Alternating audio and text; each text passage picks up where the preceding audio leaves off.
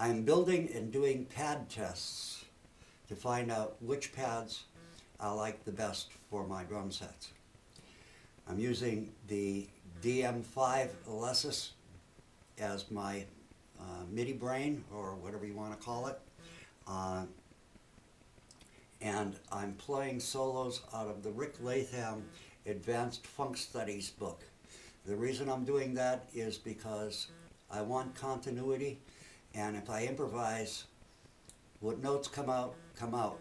Where if I'm reading a solo, I'm getting exactly the same sound every time.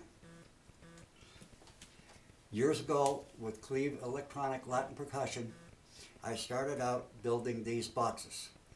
What it is a junction box, and I've sprayed foam insulation in it that you put between doors and windows.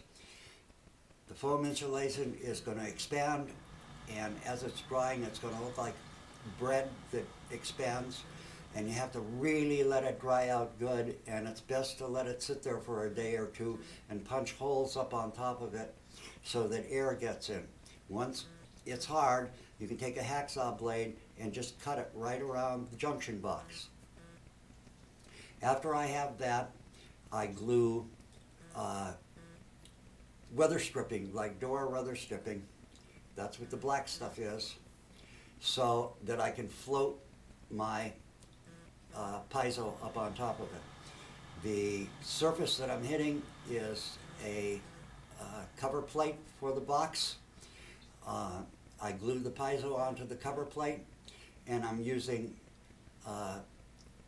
16-inch gum rubber from Canal Street Rubber Supply in New York. And if you have to get the rubber there, don't worry about them. They're very reputable people, and you can use your credit card. You have to make sure that you use silicone for gluing this stuff, because other glues will dissolve the foam on the inside. Also, silicone is very easy to take off. I use silicone for putting on all of my piezos.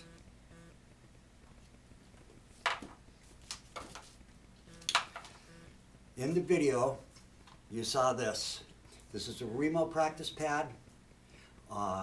There's a steel disc that's 26 gauge inside the practice pad, not touching the ends, with a piezo on it. I put a knot in the wire so the wire doesn't pull out, run the wire through, and I'm ready to go. What happens is you have to split the foam rubber inside here, put the disc in, and put the other part of the split foam rubber up on top. They have a 1/4-20 screw on the bottom here, so you can either put it on a cymbal stand, or you can put these caps on like I do and bolt them in, and then that way, if you have a frame like I have, you can just slip this right on the frame, and it's very easy to collapse and take off. You can find out this stuff in detail by going to electronicsdrums.com. It says electronic drums, build your own -LOGIZITIX. And the address is http://www.electronicdrums.com/pads/pads2.htm. It gives you absolute instructions on how to do this.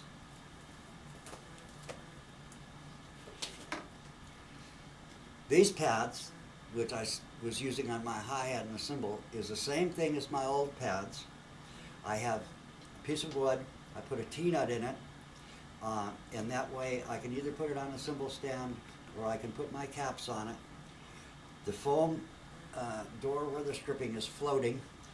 The top, I try to get as thin plywood as I can, anywhere from 1/8 inch to 1/4 inch. If you're going to get an 1/8 inch, it's going to come out to be Luan. Glue the piezos on it, on the inside, and it's the same thing. And I also use silicone glue on this. I use silicone on everything. and it's the same gum rubber. I went into a Yamaha pad and found that what Yamaha did is they took a plastic disc, put the piezo on the plastic disc, put little tabs on it, and floated it, glued it onto this top surface, so the piezo is actually on the disc and the vibrations are getting a much more even sound.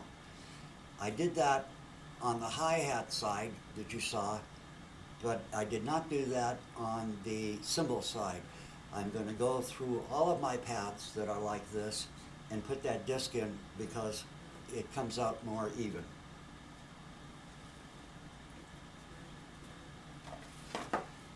This is something that I stole off of like a Nintendo drum set that they use for playing games with. I don't understand it, but I found it on the street, scrounged 2 of these off of it.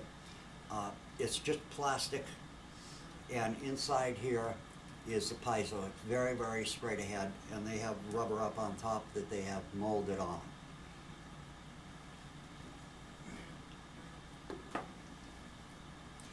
If you want to go dual zone, it's very easy. This is a dual zone pad that I made because I wanted to substitute ghost notes on a snare drum for hand claps. So I made a disc, a ring.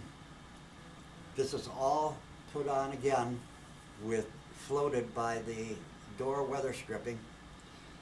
Left a space about 1/4 of an inch or an 1/8 inch between them. Made another disc, again with the black weather stripping on. This has a piezo on it, this has a piezo on it. So I get my dual kind of thing. I wanted it this wide because so I could shift back and forth like you do on your own snare drum. Other than that, it's the same configuration of all the other ones. They tell you that you can dual zone these things, but I'm telling you, when you start dual zoning the pad and putting the piezos on, like on the side like this, like they tell you to do, I guarantee you, you're going to start getting crosstalk. So what I did is I cut me a ring, put the piezo on the ring, put the weather stripping on the ring, and left spaces in between so it would lay flat on where the screws are, and this sits right up on top. You can put this on by using double stick carpet tape, and you're not going to have a problem. That way you don't have to glue this on, and you can take it off easy if you have to get to your screws to take your head out for some reason or any other.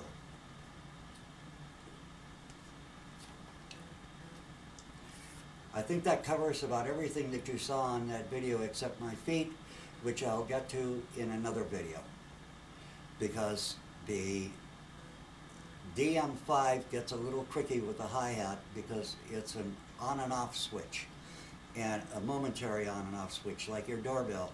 So you have to be much more accurate with your foot than you do with a real hi-hat.